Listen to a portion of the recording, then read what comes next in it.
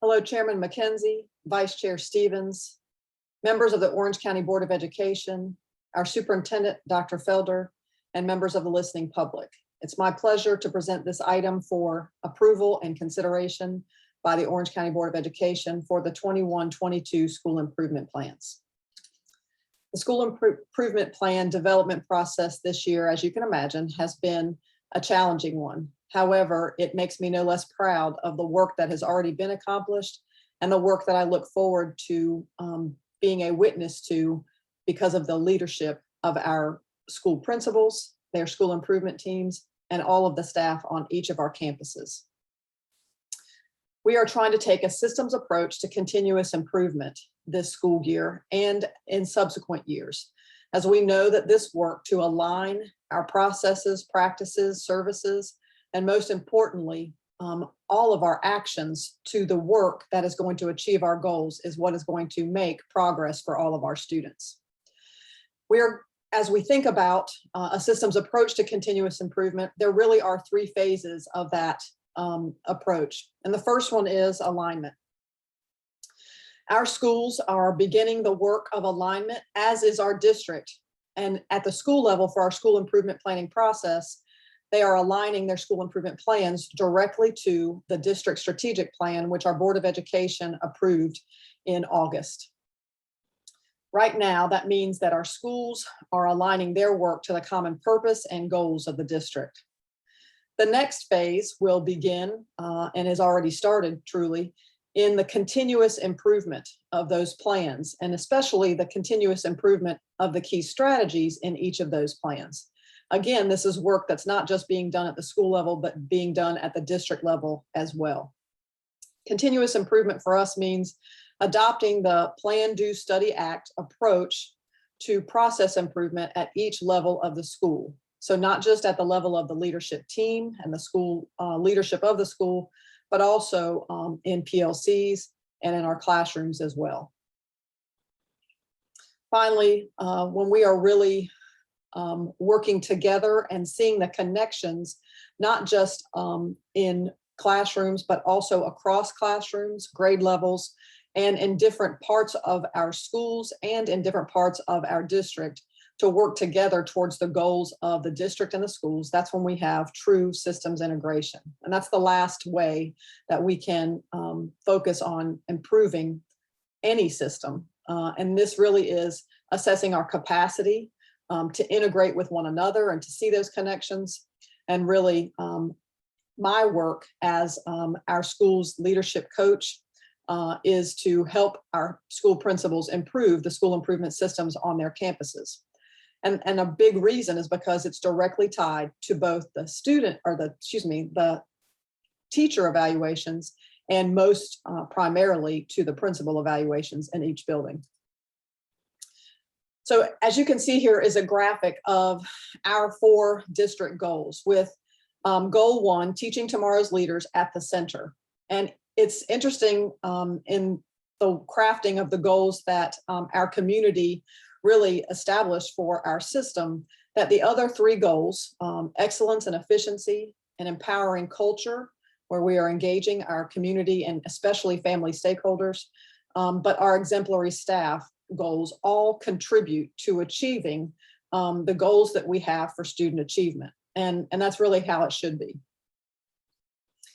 So our schools have been embarking on school improvement throughout the summer. As you can imagine, that timeline, as I'm going to present here, has had some bumps in the road, not the least of which really is a result of the challenges we continue to have with COVID. So our school leaders attended School Leadership Institute at the end of June and began to get a preview of the district's goals, the vision, the mission, and the belief statements. They received the draft district goals in July of this summer as well, and then received aligned school improvement goals to that district strategic plan in August at their leadership team meeting. As you know, the Board of Education adopted officially the district's vision, mission, beliefs, and goals at your meeting in August. And that really began in earnest the alignment of not just the goals which were established for schools in alignment with the district's strategic plan, but the measures and key strategies that each school would work on to improve student performance and staff outcomes as well. And then finally, our schools have begun and will continue the implementation of the system of school improvement and engage in that continuous improvement plan, do, study, act of the key strategies in their school improvement plans as soon as, and are already starting, the board considers and hopefully approves their school improvement plans this evening. So I want to talk a little bit about the school improvement plan, and this graphic really does illustrate what the district's strategic plan looks like as well. You can see the top of this triangle is the vision, which is our desired future state for not just our district, but in school improvement plans, it is the desired future state for each school. The mission is how we're going to achieve that desired future state, and generally the mission answers the question, who will do what by when? Our values or the belief statements in the district strategic plan really provide the foundation of the work and how we work together to operationalize the mission to achieve that vision. And then when we get to the darker blue section of the goals and strategy, this really is what we're endeavoring to do to achieve the vision that our community has set forth for us. It's important to understand that our goals have been informed by our community, but also by our students. And so at each school, the goals and specifically the targets are established based on where students have been and where we need to go with them to get them to high levels of proficiency and ultimately performance in terms of college and career readiness. But these come from our local and primarily our state requirements, because we are a state-run education system, and our federal requirements as well with the different federal programs that we are participants with, to include Title I. Finally, schools and our district have selected key research-based or evidence-based strategies. And those strategies are really what we are going to be constantly working on to achieve so that we can align our work to achieve our goals. And then the action planning is the continuous improvement portion of school improvement planning. It's really important to know that the plans we present to you at the board meeting on October 25th are the roadmap. And they really are just that. The journey is in the action planning. And so our success is really going to be on the continuous improvement of the key strategies that we have selected to focus in on achieving our goals. And so the most important work happens after the board approves our school improvement plans. It happens in the daily and systematic work of our school improvement teams led by our school leaders, and the goal teams that each school is either aligning the work of existing teams that are working on their campuses, or implementing goal teams that are specifically aligned to each goal in the school improvement plan. So this line that you see here between the action planning and the strategy that's above it really represents the line of work. All of the processes, the practices, the data that is driving the improvement in learning, improvement in teacher recruitment and retention outcomes, in improving our ability to mitigate the infection of COVID that we are encountering right now, and our ability to engage with our families to constantly focus their support of our work on improving student achievement. All that happens below that line. As you know, there have been significant barriers to school improvement planning this year, and I'm sure that they will continue, as we know that there are some things that are going to take a little while to ease off. And our board have been leaders in focusing on the protection of health and safety for our students so that we can return in person. That focus on health and safety, though, has also been a primary focus of our school leaders. And the biggest barrier to our school improvement planning really has been COVID. Both trying to return from being remote in our learning and returning to in-person learning in this kind of new environment, but also dealing with all of the operational considerations that we have to make sure that we are mitigating, but most importantly, preventing COVID from spreading in our buildings. Finally, we've seen an impact on human capital, not just in Orange County, but across all sectors of employment, not just in education, that people are really making decisions about the quality of their lives and their work. And so that really does inform our continued support of our staff and discussions at the district and school levels to help support our teachers in feeling good about the work that they're doing. And finally, all of this focus on operations, the impacts that human capital have had, our vacancies have really resulted in the staff that are on our campuses right now having a lack of time. But I have to say, even with all these barriers and this really, this big elephant in the room that is COVID, our school leaders have just been tremendous, and our staff has been tremendous. And so even though we've had these barriers, our leaders and educators have persisted. You can take that flower pot and the soil that it's sitting on top of and call that the Delta variant. We thought that we were going to start this school year in a totally different situation than we did last year.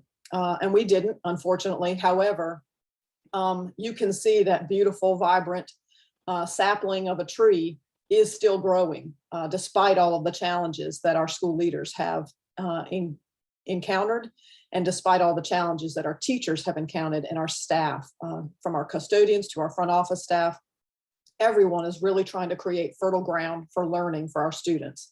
And I'm really humbled to be a part of this system at this time to watch that happen and to be a part of helping to support it. So right now, our schools and even our system is focused on system alignment.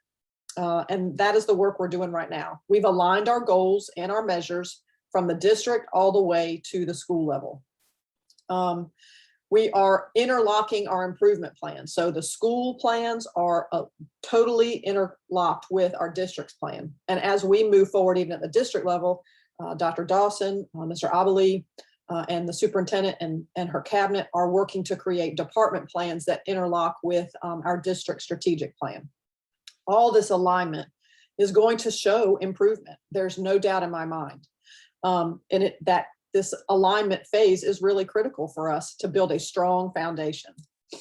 And finally, we're aligning the professional development plans of our school leaders directly to these goals. So school leaders are not going to have a professional development plan that is not related to what's happening on their campuses. Their professional development plans are going to be directly related to establishing strong structures of school improvement, primarily PLCs, and their school improvement system on their campus. And I want you to see that on the right-hand side of the table on the left half of this slide are the principal evaluation standards and the school improvement components, the system of school improvement that we are trying to train and implement. There are 7 different components, and I've just finished, almost finished the first month of coaching of our school leaders. And I'm just really encouraged by the work that they're already doing to try to really put this work into action. The reason that we've tried to tie the evaluation standards to school improvement is because the state of North Carolina, the research, more importantly, the research, a great deal of it that's been done by Marzano and his colleagues say that the work of the leader to focus on the goals of the school and to put their energy into those efforts that are going to lead to the attainment of the most important strategies of professional learning, of high yield instructional strategies, is what's going to make a difference. In fact, school improvement, that term is listed more than 25 times in our principal evaluation standards and indicators.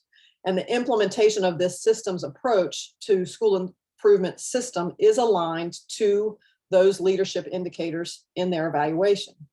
And so I'm working, and so many of our staff at Central Services, to coach leaders to implement this school improvement system, which will also improve leadership development on our campuses.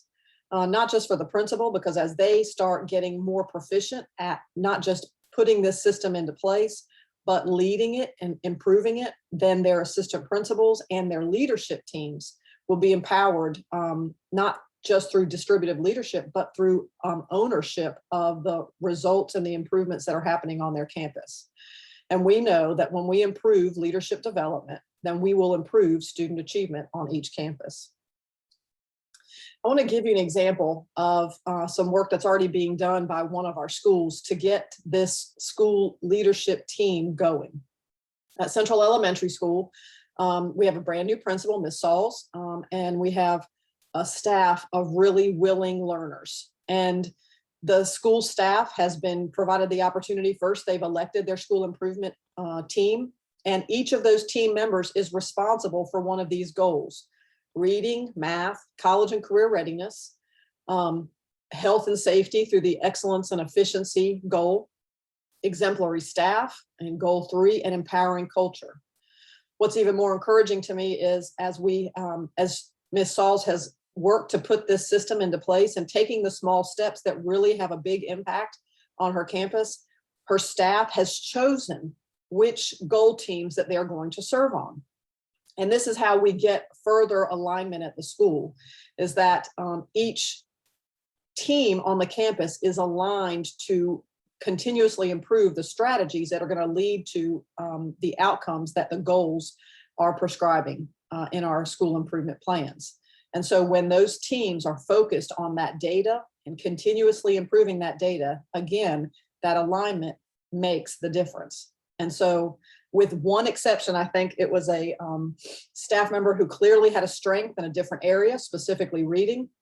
I think a staff member was asked to move to a new team, but largely these staff members elected which team they wanted to be a part of improving, which again meets the standards for school leaders, but it also is beginning to give teachers the feeling of more efficacy and voice in how we work to improve the entire school improvement system.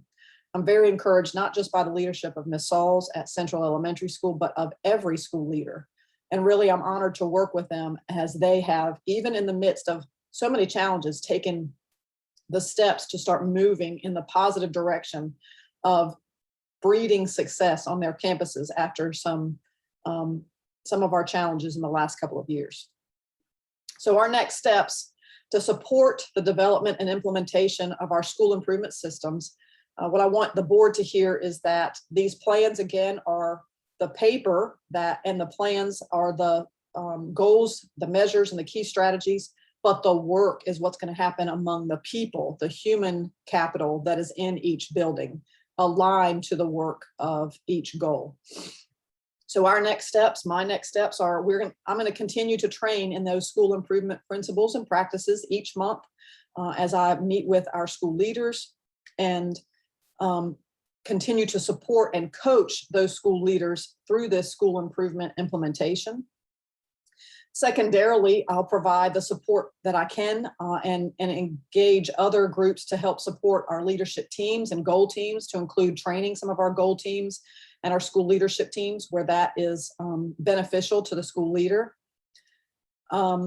Regular monitoring of data and processes. We're going to be monitoring at the cabinet level, at the district level, that data and processes, not for the purposes of inspecting, but for the purposes of, one, comparing to see where are things working and how can we really add more strength to that? Where do we see some areas that we can add more value, add more support, more resources to ensure that improvement is going to happen?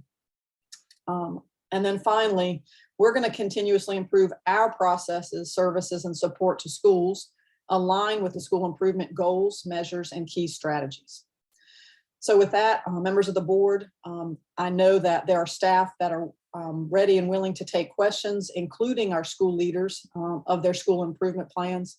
Again, I'm honored to be in front of you and our school leaders and to be a part of a team that is so focused on learning for each and every student and having those students learn at the highest possible levels for their future success.